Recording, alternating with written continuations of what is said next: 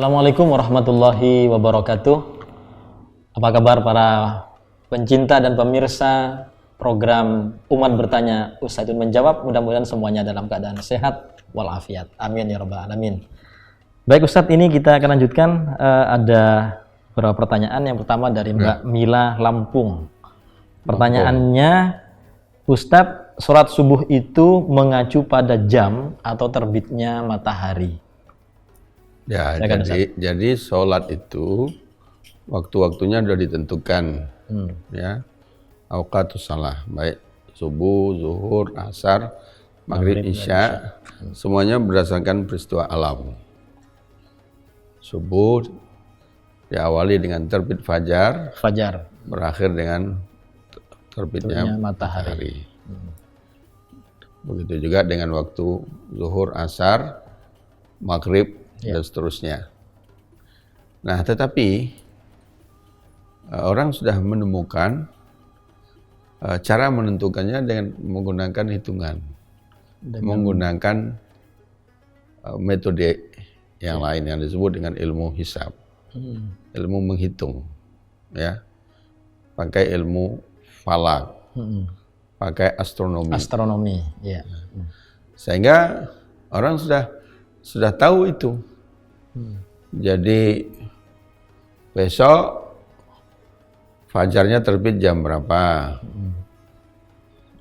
matahari terbit jam berapa, tergelincir matahari jam berapa, kemudian terbenam matahari jam berapa, dan seterusnya. Itu sudah ada hitungannya.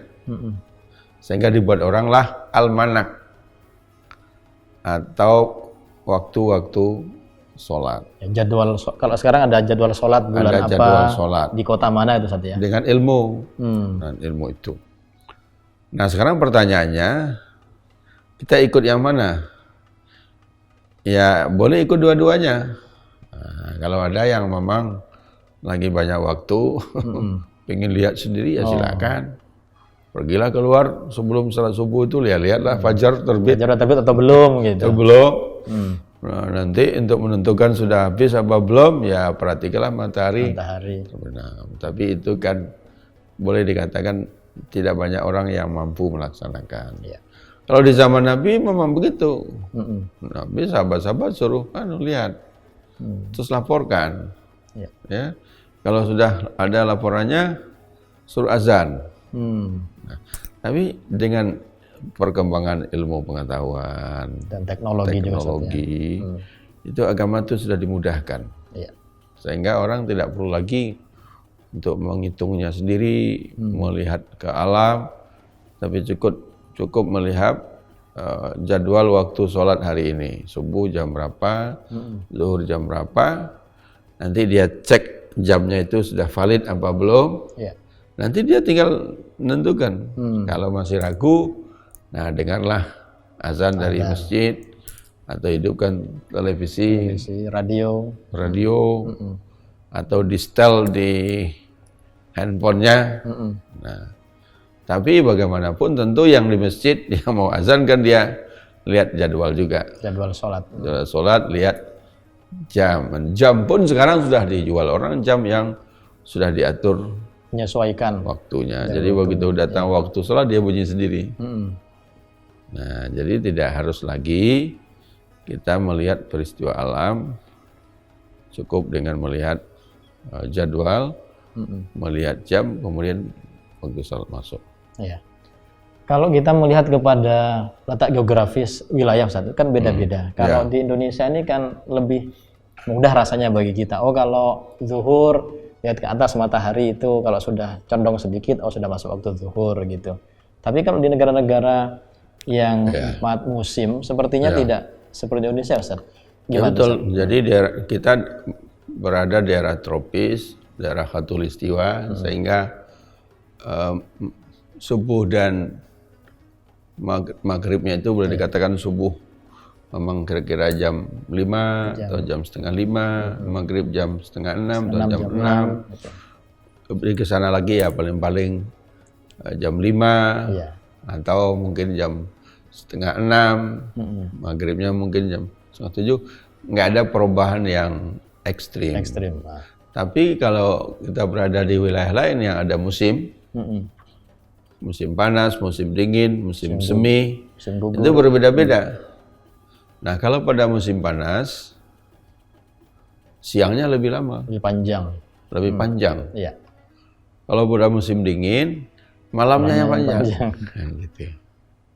Jadi tidak sama semuanya itu. Misalnya itu akan lebih terasa lagi kalau puasa.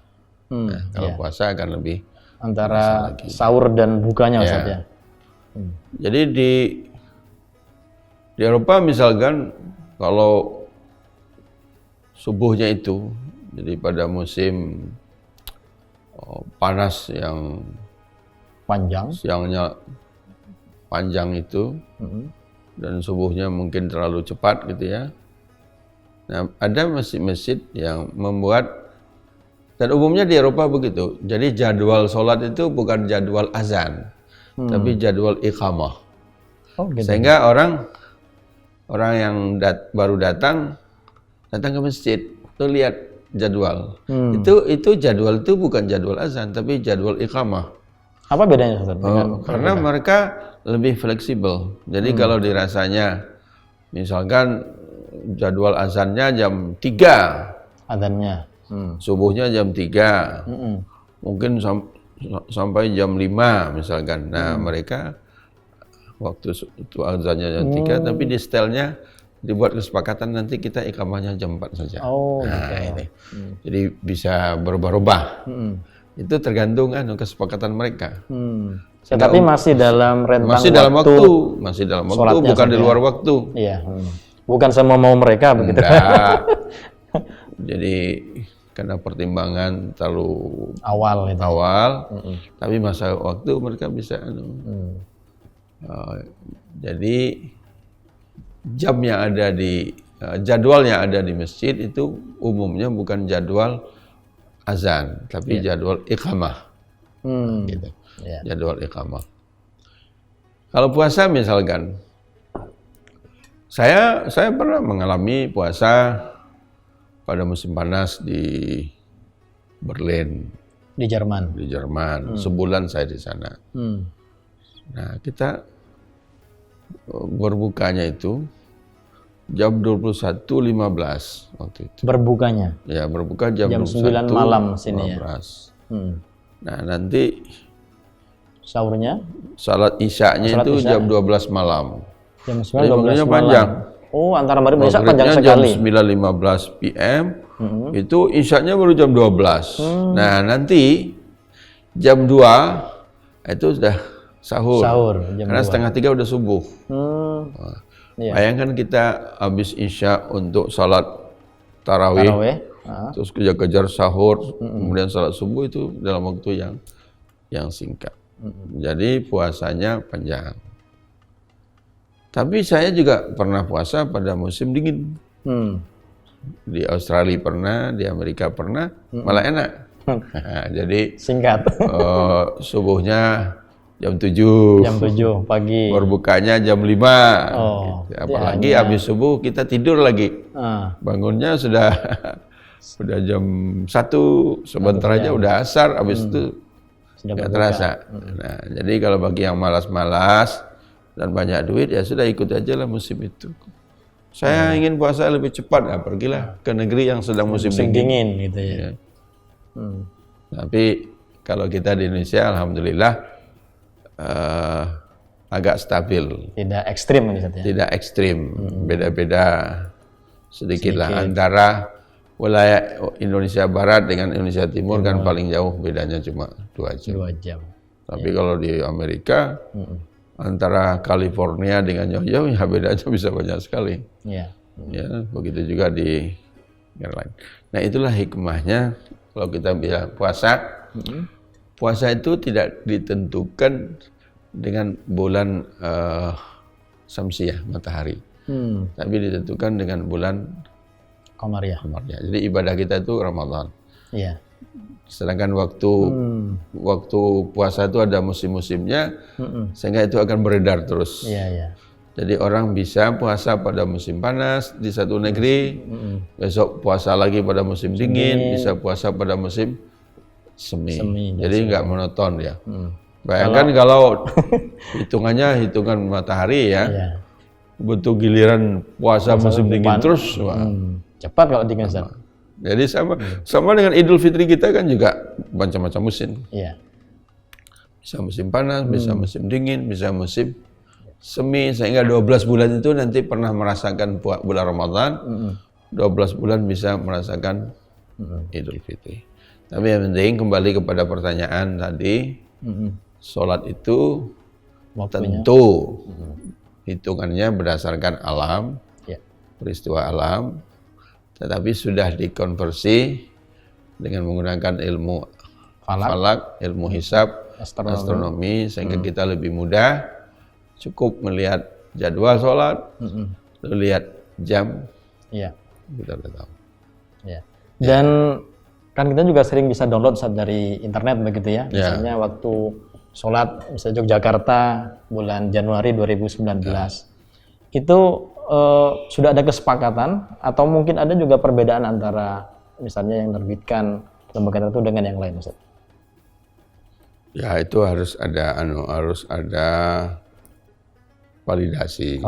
Jadi lebih baik kita mengacu kepada waktu-waktu sholat yang diterbitkan internet itu atau di Play Store dan macam-macam itu yang diterbitkan oleh lembaga-lembaga yang sudah qualified, yang dipercaya. Dan saya kira ada, karena kalau sembarangan dibuat ya bisa menyesatkan juga.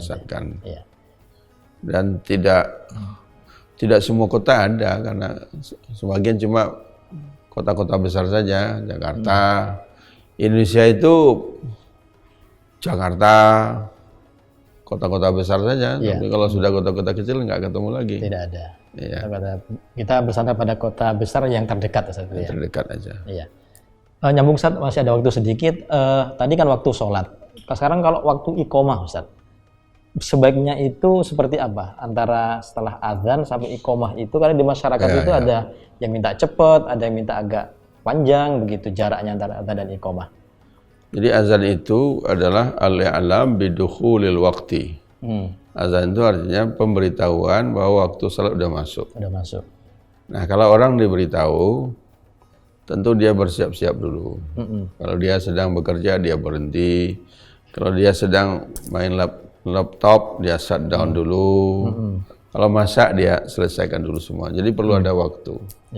Kalau pakaiannya belum bersih, dia ganti pakaian, dia bersuci, dia berwudu. Kalau rumahnya jauh, dia perlu jalan. Jadi perlu ada kebijaksanaan, kearifan dari takmir. Jadi tidak hanya dihitung untuk orang yang sudah ada di masjid.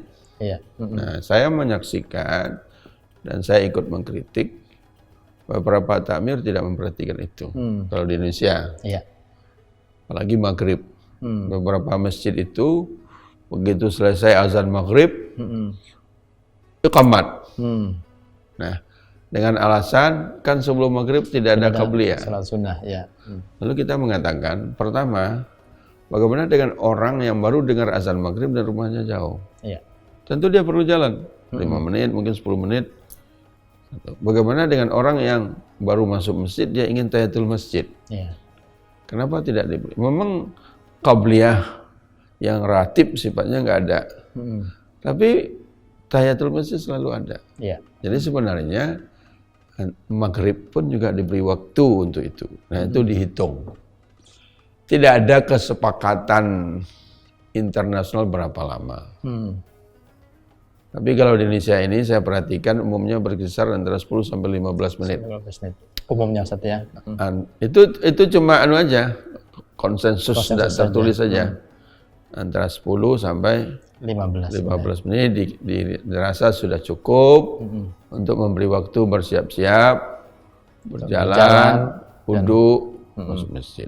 Nah, tapi kalau di Riyadh misalkan, di Arab Saudi, karena mereka itu bermadzhab Hambali dan Hambali menyatakan bagi laki-laki salat itu wajib di masjid. Itu waktu menunggunya bisa setengah jam. Oh, antara azan sampai qomat bisa setengah jam. Setengah jam, karena harus nunggu. Iya. Jangan sampai ada yang ketinggalan itu. Sampai ada yang ketinggalan.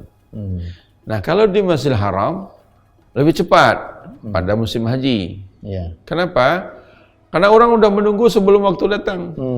Nah, 1 jam sebelum waktu mereka udah di masjid. Udah berangkat. Iya, sudah di masjid. Udah padat. Kalau datang 30 menit aja nggak dapat tempat. Ya. Jadi mereka tidak perlu menunggu lagi, orang sudah ada. Jadi begitu selesai azan, orang sudah salat sunnah tahiyatul masjid, kemudian salat sunnah qabliyah, langsung ada. Kadang-kadang di Masjid Nabawi itu lebih cepat, tergantung musimnya. Tapi kalau tidak musim haji, tidak musim ramai, ya berlaku biasa. Tapi kalau kita di sini, misalkan di desa-desa itu lebih fleksibel lagi. Azan dia masih di sawah dan jaraknya jauh. Pulangnya, jangan buru-buru. Jadi ini perlu diperhatikan oleh takmir. Terutama itu kalau takmir kadang-kadang nggak ke masjid kan. Oleh yang jaga masjid itu, yang jaga waktu. Bilalnya, muadzinnya, dengan buru-buru. Ya, berilah waktu kepada jamaah untuk mempersiapkan diri, berjalan ke masjid, dia wudu, dia bisa tahiyatul masjid, dia bisa qabliyah. Nah, dihitunglah kira-kira ya 10 sampai 15 menit. Baik Ustadz, terima kasih. Saya kira subhanallah penjelasannya sangat gamblang dan lengkap menurut saya. Mudah-mudahan bisa kita pahami dan bisa kita terapkan dalam kehidupan kita sehari-hari. Demikian Mbak Mila dari Lampung, jawaban dari Ustadz, mudah-mudahan bisa dipahami dengan baik. Baik pemirsa yang akan bertanya, silakan menghubungi nomor ini. Anda bisa ketik nama, kemudian alamat atau kota Anda, kemudian pertanyaannya. Sampai berjumpa pada episode berikutnya. Assalamualaikum warahmatullahi wabarakatuh.